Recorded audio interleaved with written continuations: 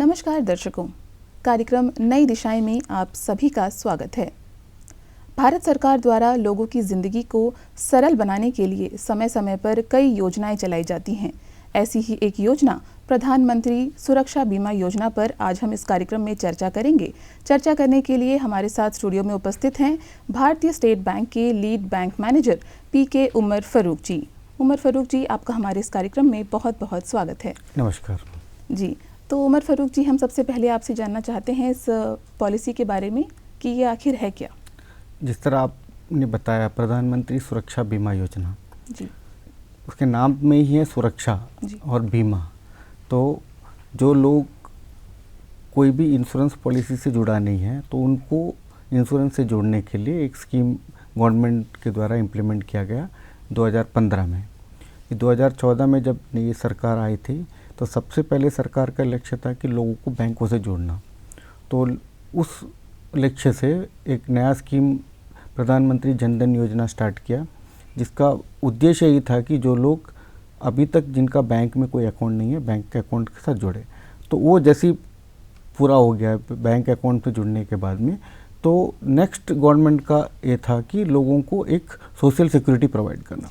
अब social security जो है लोगों को इंश्योरेंस के तहत, पेंशन के तहत और क्रेडिट के तहत, बहुत सारा उसमें लंबा सा स्कीम है। गवर्नमेंट का जो प्लानिंग ही वैसी था कि हर एक स्कीम से लोगों को जोड़े।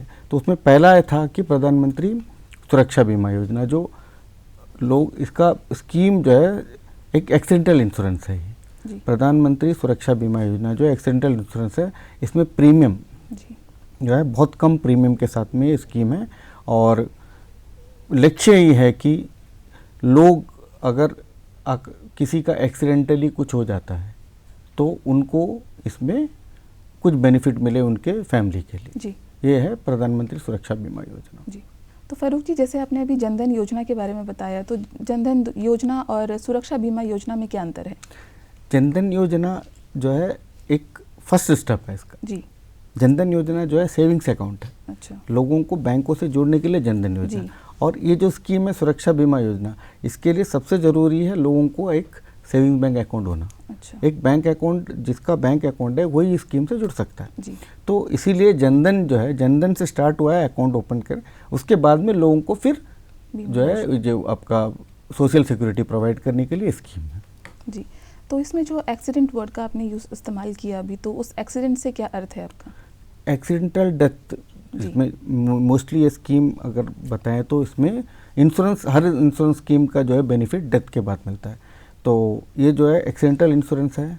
तो एक्सीडेंट में इसमें जैसे नॉर्मल एक्सीडेंट होता है, रोड एक्सीडेंट हो गया, फायर एक्सीडेंट हो गया है, किसी के चलते चलते गिर गया है, पत्थर लग गया, गिर गया है, और स्नेक बाइट है, और अगर कोई नेचुरल कैलेमिटी जैसा भूकंप आ गया है और बाढ़ आ गया है, इस तरह का कोई भी रोड चलते हुए सपोज कीजिए हवा चल के पेड़ गिर गया है, पेड़ तो ये सब जो है इसके तहत आता है, एक्सीडेंट के तहत में आता है। तो इसका बेनिफिट इसमें मिलता है। और इस प्रीमियम का भुगतान कैसे होगा?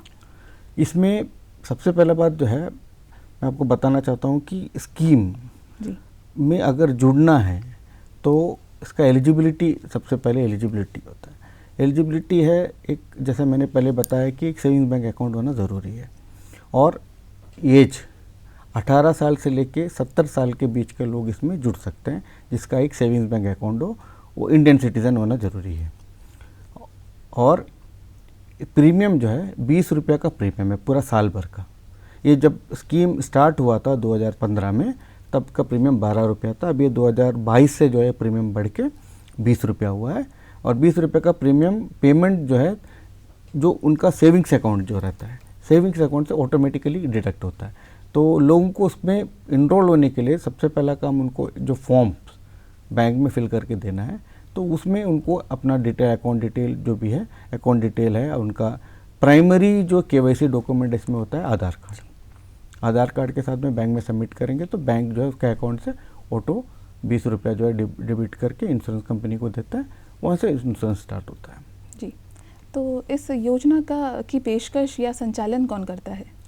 संचालन देखिए, इंश्योरेंस जिस तरह इंश्योरेंस का इम्प्लीमेंटेशन जो है जनरल इंश्योरेंस कंपनीज है वो करता है, लेकिन इम्प्लीमेंट करता है बैंक के थ्रू। बैंक जो है जनरल इंश्योरेंस कंपनी के साथ में टाई अप करता है। गवर्नमेंट जो है इसका पॉलिसी बनाया हुआ है, स्कीम डिटेल दिया हुआ है, तो जो जो कंपनी इसमें इंटरेस्टेड है वो स्कीम जो इम्प्लीमेंट कर सकते हैं वो जो है बैंक्स के साथ में अपना टाई अप करते हैं। और इंडिविजुअल बैंक अपना जो भी कंपनी, इंडिया में अराउंड इसमें 12 ना 14 कंपनीज हैं इंश्योरेंस कंपनी से, उसके साथ में टाई अप करके करते हैं इसको। तो बैंक जो है इंश्योरेंस कंपनी ने जनरल इंश्योरेंस कंपनी, इंश्योरेंस दो होता है, एक लाइफ इंश्योरेंस होता है, एक जनरल इंश्योरेंस। ये जनरल एक्सीडेंटल जो है वो जनरल इंश्योरेंस में आता है। तो जनरल इंश्योरेंस कंपनीज और बैंक के साथ में टाई अप होता है, और बैंक जो है प्रीमियम कलेक्ट करता है कस्टमर से जो बेनिफिशियरी है और इंश्योरेंस कंपनी को देता है। इस तरह जो है स्कीम इम्प्लीमेंट होता है जी। और इस नामांकन की अवधि या तरीका क्या होना चाहिए? स्कीम जो है ये ईयरली है, टर्म इंश्योरेंस है। आपका जो एक्सीडेंटल इंश्योरेंस जो है, आप प्रीमियम पे किए, 20 रुपये प्रीमियम पे किया तो आपको 1 साल के लिए इसमें कवर मिलता है। और प्रीमियम आपका स्कीम स्टार्ट होता है 1 जून से, 1 जून से लेके नेक्स्ट ईयर 31 मई तक का होता है। 31 मई के अंदर में वो 1 साल के लिए रहता है स्कीम। और जिसने ये स्कीम योजना ली हो, वो योजना छोड़ने के बाद क्या दोबारा इसको ज्वाइन कर सकते हैं?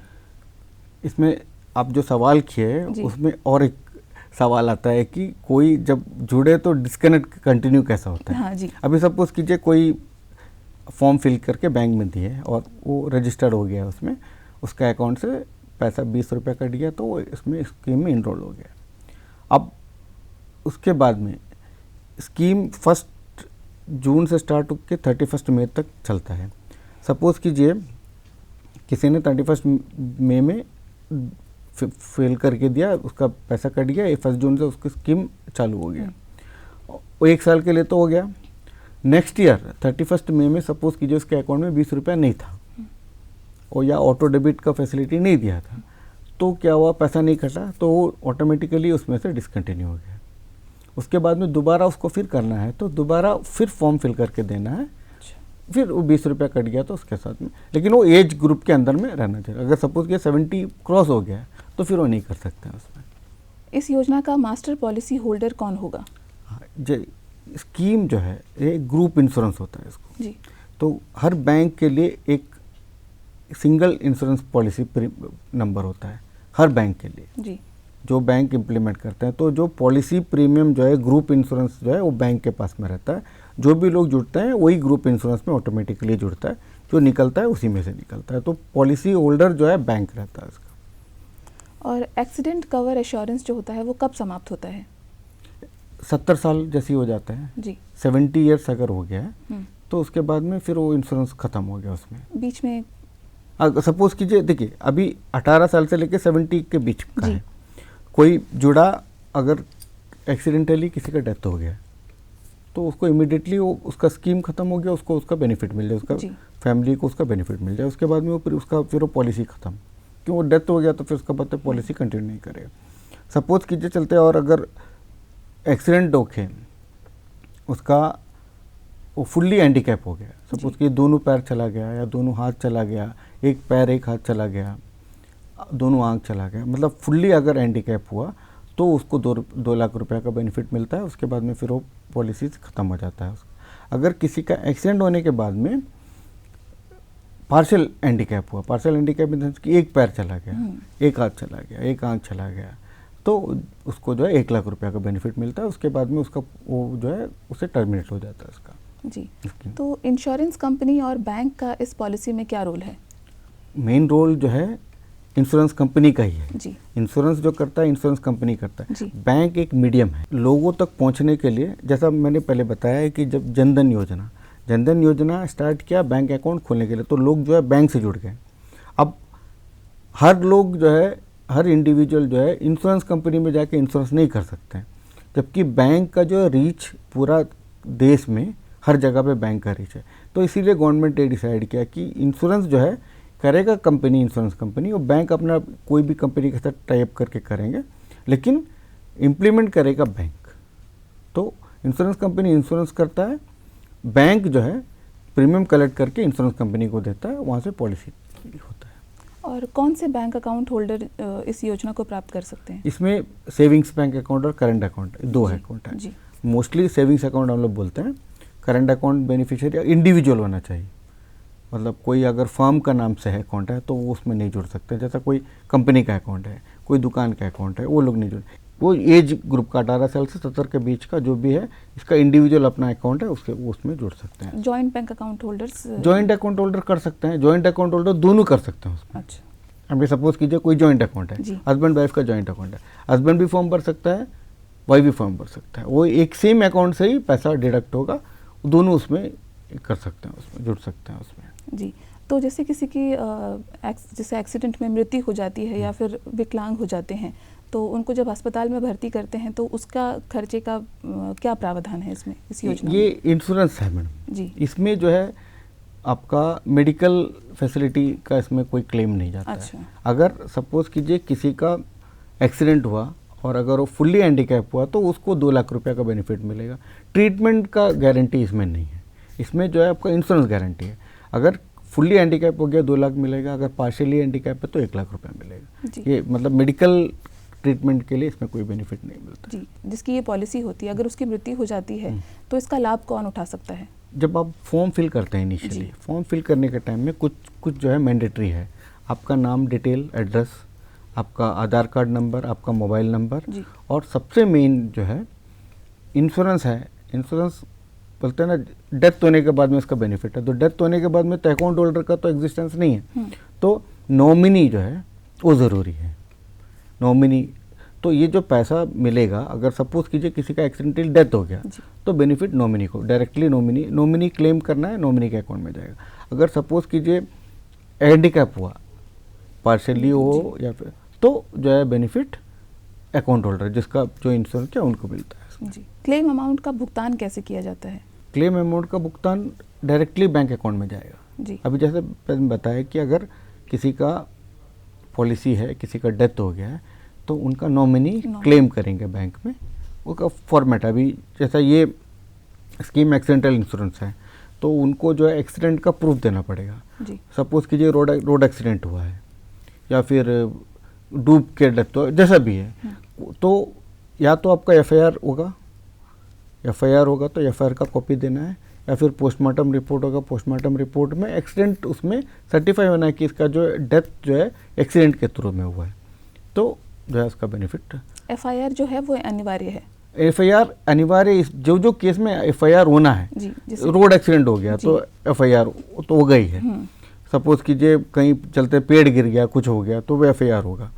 अगर जिस केस में एफआईआर होना है एफआईआर, अदरवाइज सपोज कीजिए कोई सांप काट दिया है तो उसमें एफआईआर नहीं होता है, तो वो क्या है, उसको जो डॉक्टर सर्टिफिकेट होगा, डॉक्टर सर्टिफिकेट में मेंशन होना है कि क्या वजह से उसका डेथ हुआ है। एक्सीडेंट प्रूफ होना जरूरी है। अभी जैसा स्कीम जब से स्टार्ट हुआ है अंडमान निकोबार में, तो अराउंड 1,42,000 समथिंग लोग इसमें ऑलरेडी इनरोल हो चुका है, और टोटल जो है क्लेम 22 क्लेम्स आया है स्कीम का। तब अब जब बता रहे थे ना कि एक्सीडेंट कैसा सर्टिफाई होगा, ये 22 क्लेम में 11 क्लेम जो है रिजेक्ट हुआ है।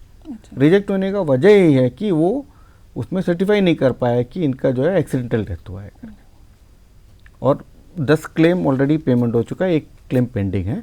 तो 10 क्लेम जो है सब ठीक ठाक था, तो उनका पेमेंट हो गया, और इसमें ये सर्टिफाई नहीं कर पाए कि जो है एक्सीडेंट हुआ है, इस वजह से ही रिजेक्शन, मैक्सिमम रिजेक्शन केसेस है।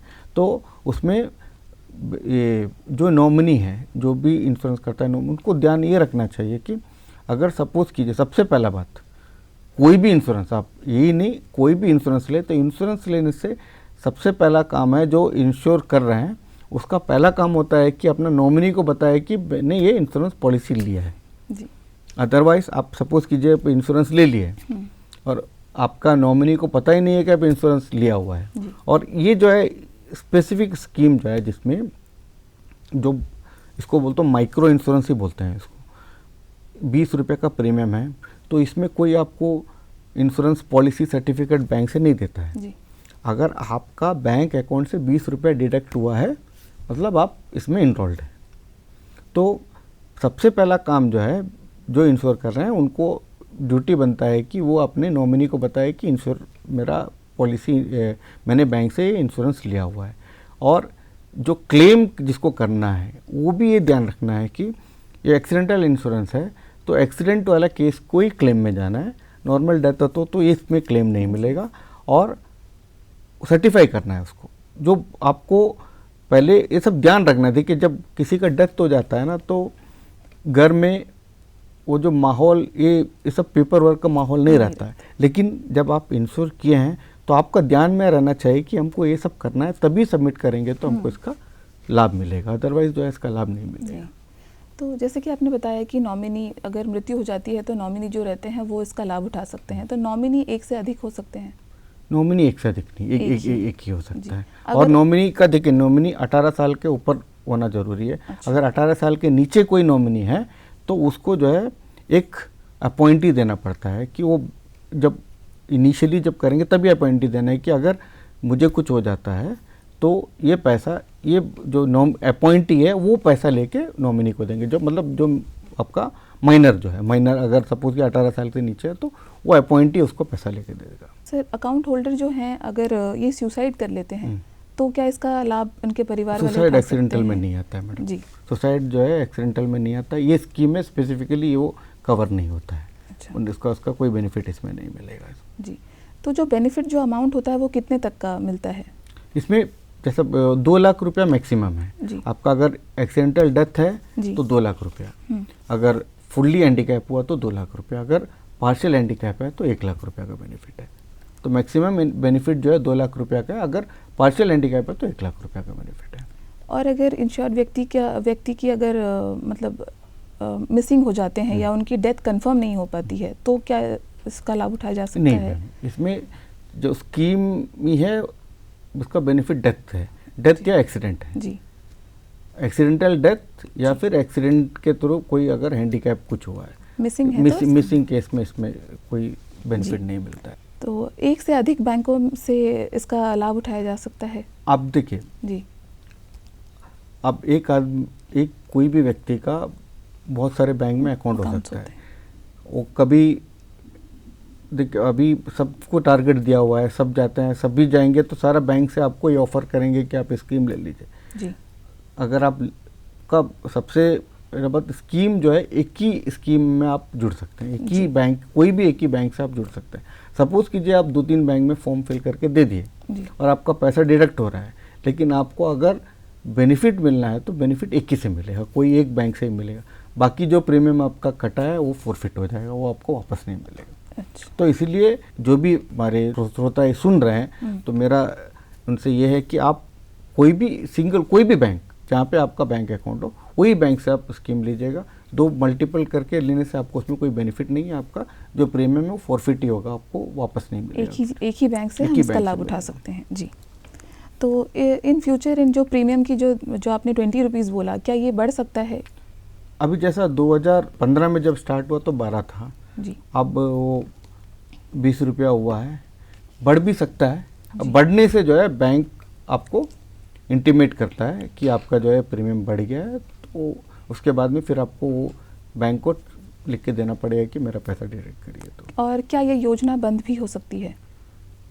योजना देखिए, गवर्नमेंट एक उद्देश्य से स्कीम इम्प्लीमेंट किया है। इसका उद्देश्य यही है कि आप जो है लोगों को सोशल सिक्योरिटी प्रोवाइड करें, जो इंश्योरेंस कवर में नहीं था उनको इंश्योरेंस।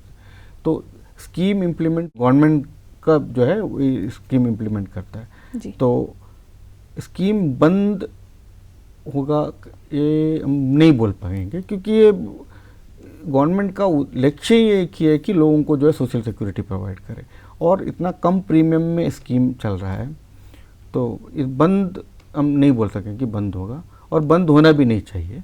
इस तरह का प्रीमियम और आपको कहीं पे स्कीम नहीं मिलेगा जी। फारूकी जी, आप जाते जाते हमारे दर्शकों को और क्या कहना चाहेंगे? इस बीमा से जुड़ी कुछ जानकारी देना चाहेंगे तो आप दे सकते हैं। देखिए, स्कीम जैसे मैंने आपको पहले बताया कि स्कीम का गवर्नमेंट जब स्कीम इम्प्लीमेंट करता है तो गवर्नमेंट का एक उद्देश्य है जी। तो मैक्सिमम लोग देखिए, किसी का भी मृत्यु कभी भी हो सकता है। हम लोग जीते हैं, काम करते हैं हमारा फैमिली के लिए, जो भी आप आप यहाँ आए हैं, मैं यहाँ आया हूँ, मुझे सैलरी मिलता है, मेरा फैमिली उसी से चलता है जी। तो जो घर में कमाने वाला अगर किसी का अगर डेथ हो जाता है एक्सीडेंटली कोई भी, तो उसके बाद में वो जो उसका जो फैमिली है वो जो प्रॉब्लम फेस करता है, वो तो हम लोग बहुत सारे फैमिली को हम लोग देखते हैं जी। तो इस तरह का अगर ऑल ऑफ ए सडन कुछ हो जाता है तो ये एक इस तरह का एक इंश्योरेंस पॉलिसी अगर आपके साथ में रहेगा तो ये आपको एक राहत है। तो कुछ अमाउंट जो है आपको इमीडिएटली मिल जाता है, तो आप जो है वो जो सडन लॉस है उसको आप थोड़ा सा उसमें आप संभल सकते हैं। तो मेरा विनती यही है लोगों से, जो ये 18 साल से लेकर 70 साल के बीच के जो लोग हैं, जो भी इंडियन सिटीज़न हैं इसमें जुड़ना चाहते हैं, ये अगर आप नहीं जुड़े हैं तो आपका जो भी नियरेस्ट बैंक है, अंडमान निकोबार में 110 बैंक की शाखाएं हैं जी। और रेशियो में देखेंगे तो हम पैन इंडिया में हमारा जो है प्रेजेंस जो है, बैंकिंग प्रेजेंस जो है हमारा पॉपुलेशन के रेशियो में बहुत ज़्यादा है। तो हम सब जगह पे हर मैक्सिमम आइलैंड में हमारा बैंक का, मैं स्टेट बैंक के नहीं बोल रहा हूँ, टोटल जो है 110 बैंक की शाखाएँ। तो मेरा ये दूरदर्शन के थ्रू लोगों से मेरा रिक्वेस्ट है कि आप लोग आप जाइए, अगर आप 18 साल से लेकर 70 साल के बीच में हैं और आपका सेविंग बैंक अकाउंट तो होगा ही सबका, भी तो जनधन के बाद में ऐसा कोई नहीं है जिसका अकाउंट नहीं है, तो आप लोग उसमें जाइए और जो इसमें नहीं जुड़े हैं वो जुड़ जाइए। 20 रुपये का प्रीमियम एक साल भर में, कोई ज़्यादा अमाउंट नहीं है।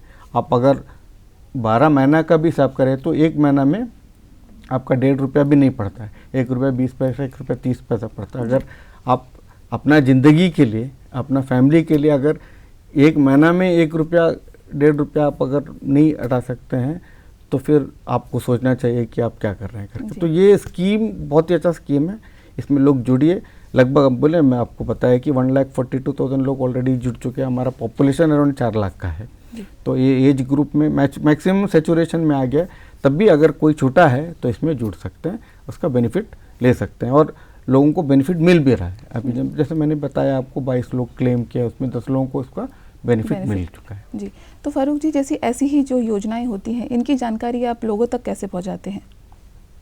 एक हमारा पहला माध्यम है अंडमान निकोबार में, देखिए बैंक्स, हर बैंक्स का एक ड्यूटी बनता है कि वो फाइनेंशियल लिटरेसी कैंप्स करें जी। तो हर बैंक जो है हर मंथ में एक कैंप करना उसको ज़रूरी है। एक तो फाइनेंशियल लिटरेसी हो गया, फाइनेंशियल लिटरेसी हम लोग करते हैं और सबसे बड़ा माध्यम न्यूज़पेपर है हमारा, जो अंडमान निकोबार में डेली टेलीग्राम में अराउंड मंथली या 2 महीना में एक बार हम लोग स्कीम का डिटेल से हम लोग पब्लिश करते हैं जी। और सबसे दूसरा माध्यम हो गया आकाशवाणी और दूरदर्शन, इसके थ्रू भी हमारा बहुत सारा रिकॉर्डिंग हम लोग दिए हैं लोगों को, इसमें हम लोग अवेयर करते हैं। तीसरा मेन जो है सरकार के एंड से होता है, जो टीवी में एडवर्टाइजमेंट के थ्रू जो है लोगों को उसमें जानकारी देती है। और जो फाइनेंशियल लिटरेसी बोल रहे हैं, ये तो बहुत सारा हर बैंक अपना फाइनेंशियल लिटरेसी करता है। हमारा एक RCT एक है जो rural self employment training institute है, वो अपना प्रोग्राम करता है।